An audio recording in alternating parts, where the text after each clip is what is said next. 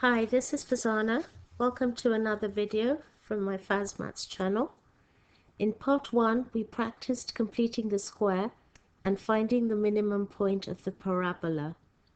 In this video, we look at completing the square, a method of solving quadratic equations and sketching the curve. In my videos on factorizing quadratics, we sketched the curves and were able to mark the x-intercepts and the y-intercept. This method does one better. It enables you to find the maximum or minimum point from completing the square expression. Okay, let's try some examples. Okay, if you're asked to show that expression in the form of x plus a squared plus b, then from part 1 you remember the x plus or minus half of that squared minus half of that squared. So let's go for it. So you've got x minus half of that 2 is 1, all squared, minus half of that 2, so 1 squared, and then minus 3. So you've got x minus 1 all squared, and then minus 1 minus 3 is minus 4. So we've got it in the completing the square expression. So a would be minus 1 and b would be minus 4.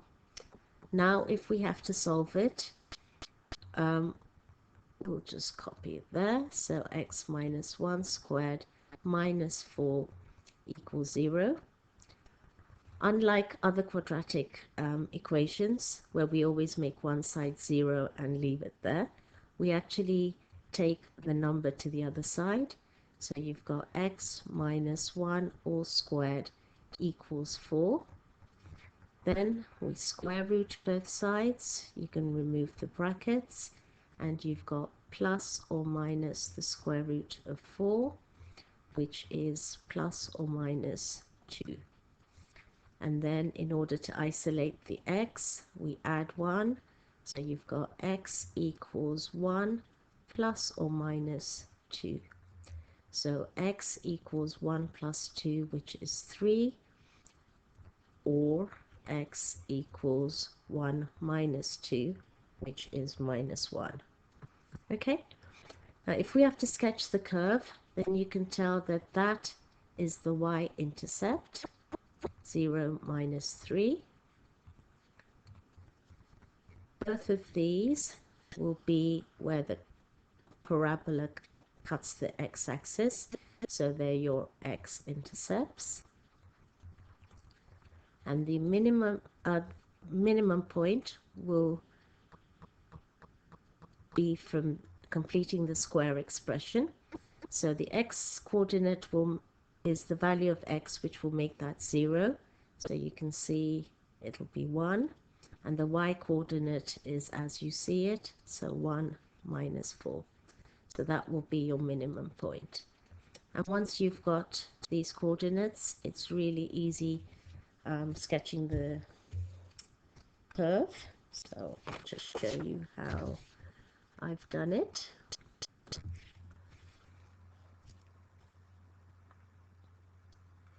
Okay, so you can see the minimum point is 1 minus 4. Your x-intercepts are minus 1, 0, and 3, 0. And your y-intercept is 0, minus 3. Okay, so it's really quite easy once you've got all those coordinates. Okay, let's try another example. So you've got x squared plus 2x minus 15. So we're going to first put it in v completed the square expression. So by now you can tell it's just full of rhythm. X plus half of that all squared minus half of that squared minus 15. So we always leave that for thing until the end. So you've got x plus 1 squared minus 1 minus 15 is minus 16. So you can tell we've got it in that form. So A is 1 and B is minus 16. Okay, now we're going to make it 0.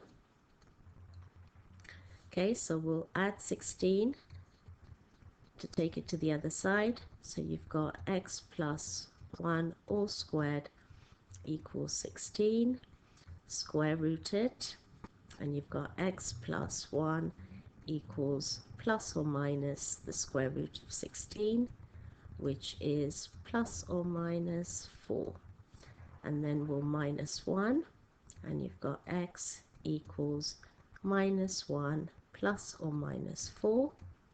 So x equals minus 1 plus 4 is 3, or x equals minus 1 minus 4, which is minus 5. So again, you've got your y-intercept, 0 minus 15. Your x-intercepts is 3, 0 and minus 5, 0. And your minimum point is the x value that makes that 0. So it's minus 1. And y is, as you see it, minus 16. That easy. Okay.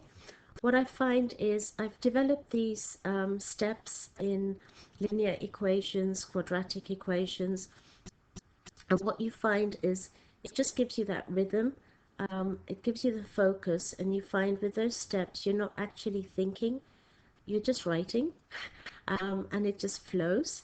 So it makes the question so much more enjoyable. Okay, let's take another example. Okay, x squared plus 8x minus 20. So let's go for it. X plus half of that all squared minus half of that squared minus 20. Okay, so copy that. X plus 4 squared minus 16 minus 20 is minus 36. So that's your completed the square. When we're solving it, we make it 0, so we add 36. So you've got x plus 4 all squared equals 36. Square root, you just know this off by heart now. X plus 4 equals plus or minus, and you know the square root of 36 is 6, so we can take a shortcut there.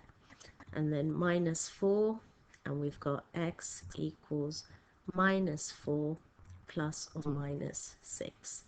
So x equals minus 4 plus 6 is 2, or x equals minus 4 minus 6, which is minus 10.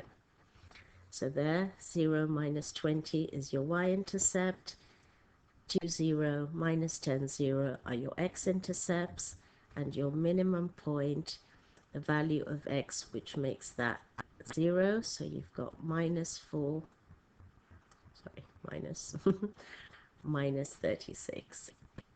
Okay, and that would be your minimum point.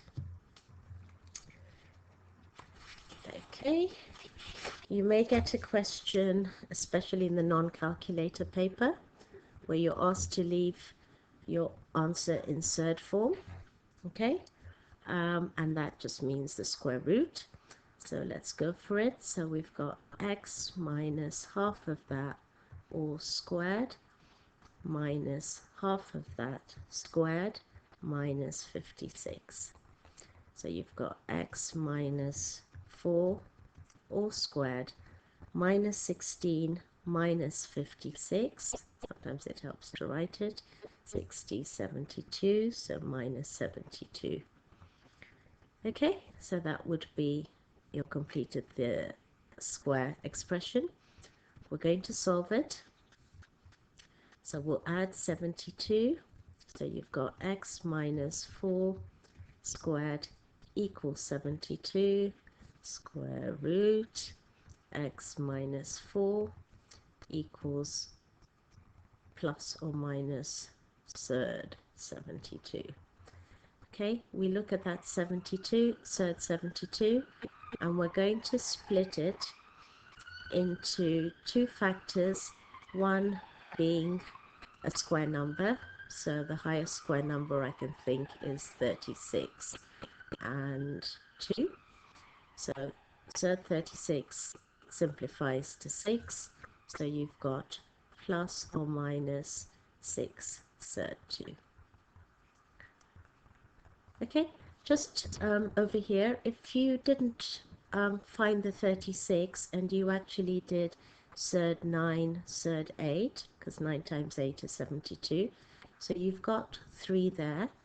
You look at that surd 8, which comes into so many questions, so the minute you get a surd in a question which can already be simplified, then make sure you've simplified it first. It'll make the question easier. So that can be simplified into surd 4, surd 2. So that breaks down to 2. So then you can see your 3 times 2 will be your 6, and then you've got surd 2. Okay? All right, carry on with completing the square. So we've got plus 4. So you've got x equals 4 plus or minus 6 surd 2. Okay, so you can see one of your answers will be 4 plus 6 surd 2, and x equals 4 minus 6 surd 2. But with your answers, you can actually just leave it like that. You don't really have to split it. Okay, all right. I hope that was really easy, and it just brought in some rhythm, which makes you work out the question quite effortlessly. Okay, in part 3 we were working on completing the square where it's more than 1x squared. Keep practicing, so when you see one of these questions and they're worth 4 to 6 marks, you'll have a smile on your face. Actually, keep the smile on your face the entire exam. You may look a little crazy to anyone looking at you, but trust me, it'll really make you braver at working through the questions. And remember, you're in control. Until next time, take care. Bye.